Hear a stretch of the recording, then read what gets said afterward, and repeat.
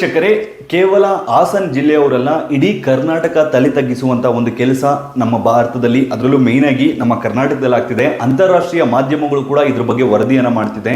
ರೇವಣ್ಣ ಅವರು ಅಂದ್ರೆ ಪ್ರಜ್ವಲ್ ರೇವಣ್ಣ ಅವರು ಯಾವ ರೀತಿ ಒಂದು ಸಿನಿಮಾಗಳಲ್ಲಿ, ತೆಲುಗು ಅಥವಾ ಕನ್ನಡ ಸಿನಿಮಾಗಳಲ್ಲಿ ಒಂದು ಯಾರನ್ನೋ ಬೇಕಾಗಿರೋರ್ನ ಕರ್ಕೊಂಡ್ಬಂದ್ಬಿಟ್ಟು ಅಥವಾ ಅಪೋಸಿಟ್ ಅವ್ರನ್ನ ಎತ್ತಾಕೊ ಬಂದು ಯಾವ ರೀತಿ ಗನ್ನನ್ನು ತೋರಿಸ್ಬಿಟ್ಟು ಒಂದು ರೇಪ್ ಮಾಡಿರ್ತಾರೋ, ಅದೇ ರೀತಿ ರೇಪನ್ನ ಪ್ರಜ್ವಲ್ ರೇವಣ್ಣ ಅವರು ಮಾಡಿದ್ದಾರೆ ಅಂತ ಬಿಟ್ಟು ಒಬ್ಬರು ಜನಪ್ರತಿನಿಧಿ ಕಂಪ್ಲೇಂಟ್ ಅನ್ನ ಕೊಟ್ಟಿದ್ದಾರೆ. ಹಾಗಿದ್ರೆ ಆ ಕಂಪ್ಲೇಂಟ್ ಅಲ್ಲಿ ಏನಿದೆ, ಮತ್ತೆ ಈಗಿನ ಕೇಸ್ ಹೇಗಿದೆ ಪ್ರಜ್ವಲ್ ರೇವಣ್ಣ ಅವ್ರದ್ದು, ಮತ್ತೆ ಎಷ್ಟು ಕಂಪ್ಲೇಂಟ್ ರಿಜಿಸ್ಟರ್ ಆಗಿದೆ, ಮತ್ತೆ ರೇವಣ್ಣ ಅವ್ರನ್ನ ಅರೆಸ್ಟ್ ಮಾಡ್ತಾರಾ ಇಲ್ವಾ, ಕಂಪ್ಲೀಟ್ ಸುದ್ದಿಯನ್ನ ಈ ವಿಡಿಯೋದಲ್ಲಿ ತಿಳಿಸ್ಕೊಳ್ಳೋಣ ಬನ್ನಿ. ಈಗ ಸದ್ಯಕ್ಕೆ ಪ್ರಜ್ವಲ್ ರೇವಣ್ಣ ಅವರು ಬೇರೆ ದೇಶಕ್ಕೆ ಜರ್ಮನಿಯಲ್ಲಿ ಇರೋದು ಬಹುತೇಕ ಎಲ್ಲರಿಗೂ ಕೂಡ ಗೊತ್ತೇ ಇರುತ್ತೆ. ಇನ್ನು ಕೆಲವರು ಹೇಳೋ ಪ್ರಕಾರ ಅವರು ಜರ್ಮನಿಯಿಂದ ದುಬೈಗೆ ಬಂದಿದ್ದಾರೆ ಅಂತ. ಬಟ್ ಇನ್ನು ಕೆಲವರು ಹೇಳೋ ಪ್ರಕಾರ ಇಲ್ಲ, ಅವರು ಜರ್ಮನಿಯಿಂದ ದುಬೈಗೆ ಬಂದಿಲ್ಲ, ಜರ್ಮನಿಯಲ್ಲೇ ಇದ್ದಾರೆ ಅಂತ ಹೇಳ್ಬಿಟ್ಟು ಕೆಲವರು ಹೇಳಿಕೆಗಳನ್ನ ಕೊಡ್ತಿದ್ದಾರೆ. ಆದ್ರೆ ಇನ್ನೊಂದು ಕಂಪ್ಲೇಂಟ್, ಇಷ್ಟು ದಿನ ಏನ್ ಕಂಪ್ಲೇಂಟ್ ಇತ್ತು ಅದು ದೌರ್ಜನ್ಯದ ಕಂಪ್ಲೇಂಟ್ ಅಷ್ಟೊಂದು ನಿಲ್ತಿರ್ಲಿಲ್ಲ. ಸೊ ಈಸಿಯಾಗಿ ಪ್ರಜ್ವಲ್ ರೇವಣ್ಣ ಅವರು ಆಚೆ ಬರ್ಬೋದಾಗಿತ್ತು. ಆದ್ರೆ ಇತ್ತೀಚೆಗೆ ಒಂದು ರೇಪ್ ಕೇಸ್ ಅನ್ನು ಕೂಡ ಹಾಕಿದ್ದಾರೆ ಅವ್ರ ಮೇಲೆ, ಮತ್ತೆ ಇನ್ನೊಂದು ಕಿಡ್ನಾಪ್ ಕೇಸ್ ಅನ್ನು ಕೂಡ ಹಾಕಿದ್ದಾರೆ. ಕಿಡ್ನಾಪ್ ಕೇಸ್ ನಾನು ಎಕ್ಸ್ಪ್ಲೈನ್ ಮಾಡ್ತೀನಿ ನೆಕ್ಸ್ಟ್ ಏನಂತ.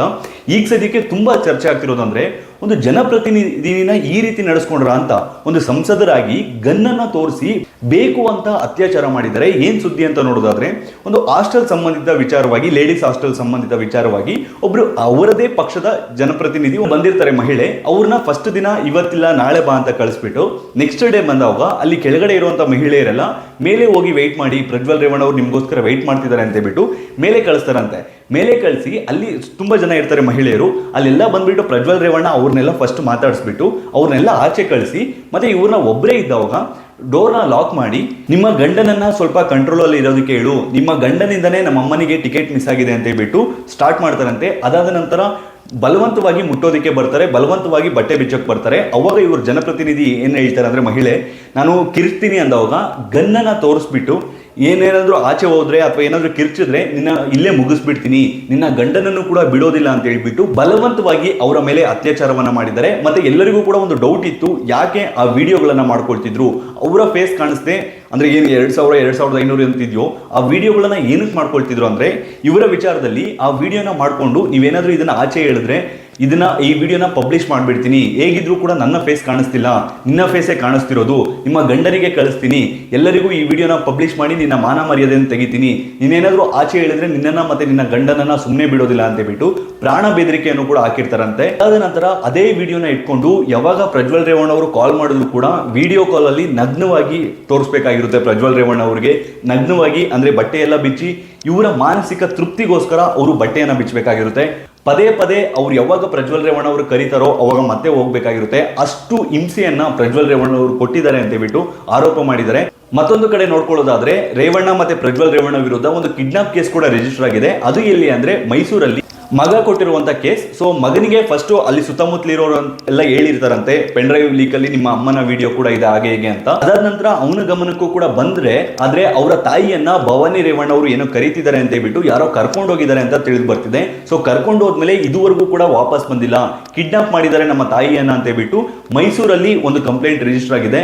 ಒಟ್ಟಾರೆಯಾಗಿ ನೋಡೋದಾದ್ರೆ ಈಗ ಸದ್ಯಕ್ಕೆ ಲುಕ್ಔಟ್ ನೋಟಿಸ್ ಜಾರಿಯಲ್ಲಿದೆ. ಲುಕ್ಔಟ್ ನೋಟಿಸ್ ಅಂದ್ರೆ ಏನಂದ್ರೆ, ನಮ್ಮ ದೇಶ ಬಿಟ್ಟು, ಇವಾಗ ನಮ್ಮ ದೇಶದಲ್ಲಿದ್ರೆ ಎಲ್ಲೇ ಬೇಕಿದ್ರು ಕೂಡ ಹೋಗಿ ಹುಡ್ಕೋ ಬರ್ಬೋದು, ನಮ್ಮ ದೇಶ ಬಿಟ್ಟು ಬೇರೆ ಯಾವ್ದಾದ್ರು ದೇಶಕ್ಕೆ ಹೋದ್ರು ಅನ್ಕೊಳ್ಳಿ. ಸೊ ಆ ಟೈಮಲ್ಲಿ ಮೇನ್ ಆಗಿ ಇಮಿಗ್ರೇಷನ್ ಡಿಪಾರ್ಟ್ಮೆಂಟ್ಗೆ, ಎಲ್ಲ ಅಂತಾರಾಷ್ಟ್ರೀಯ ಏರ್ಪೋರ್ಟ್ಗಳಿಗೆ, ಅಂತಾರಾಷ್ಟ್ರೀಯ ಗಡಿಯಲ್ಲಿರುವಂತಹ ಆಫೀಸ್ಗಳಿಗೆ ಮತ್ತೆ ಪೋರ್ಟ್ಗಳಿಗೆ, ಅಂದ್ರೆ ಇವಾಗ ಎಕ್ಸಾಂಪಲ್ ಯಾರೇ ಒಬ್ರು ಒಂದು ದೇಶ ಬಿಟ್ಟು ಇನ್ನೊಂದು ದೇಶಕ್ಕೆ ಹೆಂಗ್ ಹೋಗ್ತಾರೆ, ಒಂದು ಏರ್ಪೋರ್ಟ್ ಅಲ್ಲಿ ಹೋಗ್ತಾರೆ ಅಥವಾ ಪೋರ್ಟ್ ಮೂಲಕ ಹೋಗ್ತಾರೆ ಅಥವಾ ಅಂತಾರಾಷ್ಟ್ರೀಯ ಬಾರ್ಡರ್ ಏನಿದೆಯೋ ಅಲ್ಲಿಂದ ಹೋಗ್ತಾರೆ. ಸೊ ಅಲ್ಲೆಲ್ಲ ಕೂಡ ಈ ಲುಕ್ಔಟ್ ನೋಟಿಸ್ ಅನ್ನೋದನ್ನ ಕೊಟ್ಟಿರ್ತಾರೆ. ಅಂದ್ರೆ ಇವಾಗ ನಮಗ್ ಬೇಕಾಗಿರುವಂತಹ ಆರೋಪಿ ಈ ತರ ಇದ್ದಾರೆ, ಇವ್ರ ಹೆಸರು ಈ ತರ ಇದೆ, ಸೊ ಅವ್ರೇನಾದ್ರೂ ಕಂಡು ಬಂದ್ರೆ ದಯವಿಟ್ಟು ನಮ್ಗೆ ಹಸ್ತಾಂತರಿಸಿ ಅಂತ ಆ ಲುಕ್ಔಟ್ ನೋಟಿಸ್ ಅಲ್ಲಿ ಇರುತ್ತೆ. ಸೊ ಇನ್ ಕೇಸ್ ಜರ್ಮನಿಯಿಂದ ಅವ್ರು ಬೇರೆ ಕಡೆ ಹೋಗ್ಬೇಕಂದ್ರೂ ಕೂಡ, ಇವಾಗ ಈಗ ಸದ್ಯಕ್ಕೆ ಜರ್ಮನಿ ಅಥವಾ ದುಬೈಯಲ್ಲಿ ಇದ್ರೂ ಕೂಡ ಅವ್ರು ಇನ್ನೊಂದ್ ಕಡೆ ಹೋಗ್ಬೇಕು ಅಂದ್ರೆ ತುಂಬಾ ಕಷ್ಟ ಆಗುತ್ತೆ. ಆದಷ್ಟು ಬೇಗ SIT ಅಧಿಕಾರಿಗಳು ಹೋಗಿ ಅರೆಸ್ಟ್ ಮಾಡ್ಕೊ ಬರೋದಕ್ಕಿಂತ ಪ್ರಜ್ವಲ್ ರೇವಣ್ಣ ಅವರೇ ಡೈರೆಕ್ಟ್ ಆಗಿ ಬೆಂಗಳೂರಿಗೆ ಬಂದು ಅದೇನ್ ತಪ್ಪು ಮಾಡಿದಾರೋ ಅದನ್ನ ಒಪ್ಕೊಂಡು ಶಿಕ್ಷೆ ಅನುಭವಿಸಿದ್ರೆ ತುಂಬಾ ಒಳ್ಳೇದು. ಇಲ್ಲಾಂದ್ರೆ ನಮ್ಮ SIT ಅವ್ರು ಏನಾದ್ರು ಹೋಗಿ ಅವ್ರನ್ನ ಅರೆಸ್ಟ್ ಮಾಡ್ಕೊ ಬಂದ್ರೆ ತುಂಬಾ ಅವಮಾನ ಪ್ರಜ್ವಲ್ ರೇವಣ್ಣ ಅವ್ರು ಎದುರಿಸಬೇಕಾಗುತ್ತೆ.